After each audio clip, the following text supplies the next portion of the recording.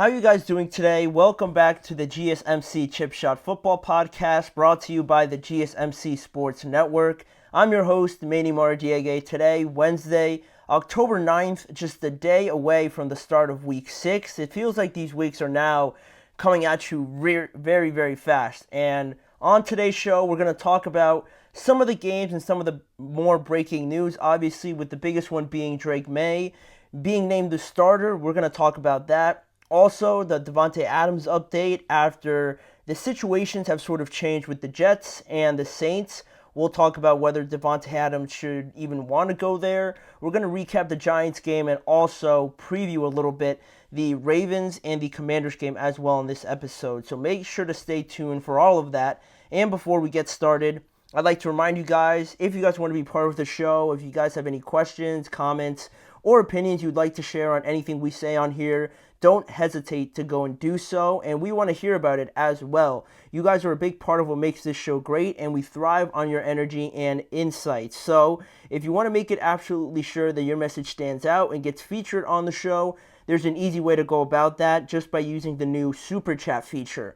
Just click the $sign at the bottom of the chat box to send in your Super Chat, and this way it guarantees that your message gets on the air, and it's also a great way to support our channel. We rely on your support to keep bringing you the sports content you love, and we always appreciate when you guys help us out in that way. And again, when you guys contribute to the show and comment and leave any sort of things in the chat box to make the show more interactive, more conversational. I always love when you guys do that, so go ahead and let us know what you're thinking. Hit the Super Chat button again, and let's keep the show as interactive and as exciting as possible. We always appreciate you guys doing that for us and being more involved with the show as we move on.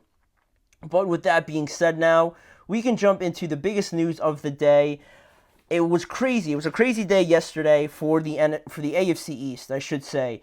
Insane day yesterday because of the news, obviously, of Robert Saleh being fired, but also the NFL Network reported in the afternoon that the Patriots will be starting their rookie quarterback Drake Maye in their Week 6 matchup against the Houston Texans. The report was later confirmed by Jory Epstein of Yahoo Sports, and I feel like this was obviously a big story, like all the rookie quarterbacks were into the draft and then afterwards, and how they all developed and all that sort of thing. We obviously knew Caleb was going to play. We knew probably that Jaden Daniels was going to play.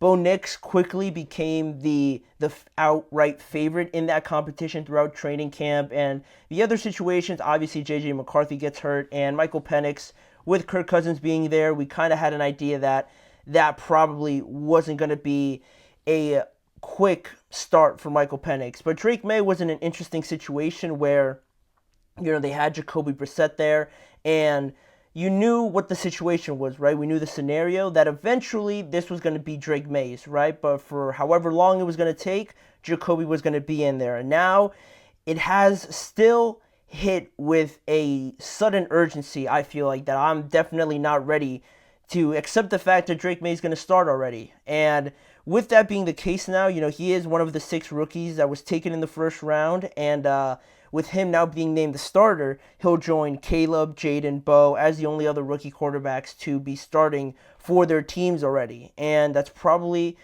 going to be it, right? Because JJ's hurt, and I don't think Michael Penix is going to play this year. And, Drake Maye now takes over the job very suddenly, like I said, from Jacoby Brissett, who was brought in here, just this year because he is familiar with the New England Patriots. He's a veteran now. He's a solid guy, solid backup, to bring in, reliable quarterback. Not really going to lose you the game too often with boneheaded decisions or bad interceptions or anything like that, but he's also not going to do anything special. So you kind of know what you're getting with him. Also, his familiarity with Alex Van Pelt, the Patriots offensive coordinator, his offensive scheme, his game plan, they were together in Cleveland, so bringing Jacoby over here with him makes total sense, right, to get this thing going as quickly as possible. But now, that was the game plan originally, right? But now, after a 1-4 start, internally, they must have felt that they can't be this bad, right? Because we saw the upset win in Week 1, and I think that took everyone by surprise, including the Patriots. So when you get a win like that, I'm sort of speculating here that you get a win like that and you're thinking like, wow, like this defense is actually very good, very above average, can make stops repeatedly against some of the good teams, right? When you need it. The running game looks very solid as well. If we could do that, not, get ourselves into trouble too much, that's a great weapon to have. Not a lot of teams say that they're confident enough to run it as well as the Patriots do. At least in that game they did, right?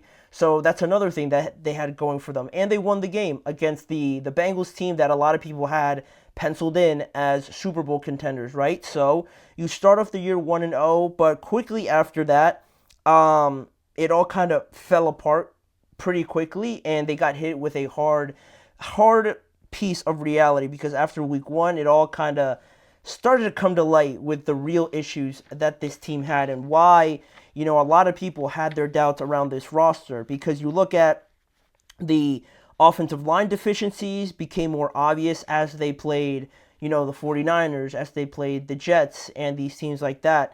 Those problems became more evident. Also, the running game in some of these latest games has not been there. Ramondre Stevenson has had trouble fumbling the ball, so that's kind of stopped everything where it was. Then they played better offenses as well throughout the course of the last 3 to 4 weeks. So their defense, while it is good, it's not going to be able to hold opposing teams to 15, 17, 13 points each and every game.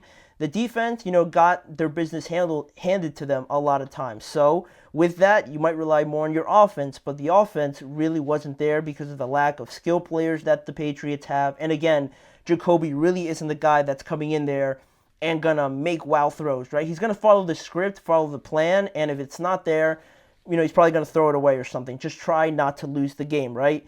That's also what became evident over the last few games, and the last 4 games, they've lost their last 4 games in a row. They failed to score 13 points in their last 3 consecutive weeks. They lost to Miami this past Sunday, which I felt like was the last straw, because the Dolphins over the last 2 to 3 weeks looked very, very bad without Tua. They had Skylar Thompson in there. They only put up 3 points against the Seahawks. It was even arguably worse against the Tennessee Titans at home.